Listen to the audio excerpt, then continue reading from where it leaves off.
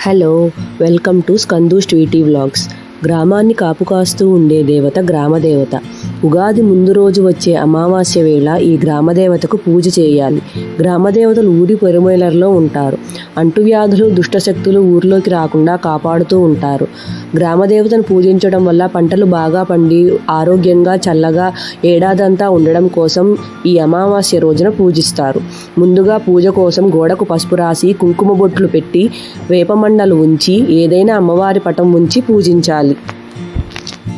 నైవేద్యాలు అనేవి ఒక్కొక్క ప్రాంతం ఇంటి ఆచారం బట్టి ఉంటాయి.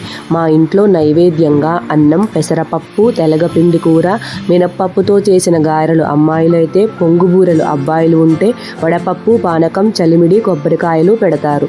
అమ్మవారికి తాంబూలం, ధూపం, హారతి ఇవ్వడంతో పూజ పూర్తవుతుంది. అన్నట్లు మా గ్రామదేవత పేరు నూకాలమ్మ అమ్మవారు.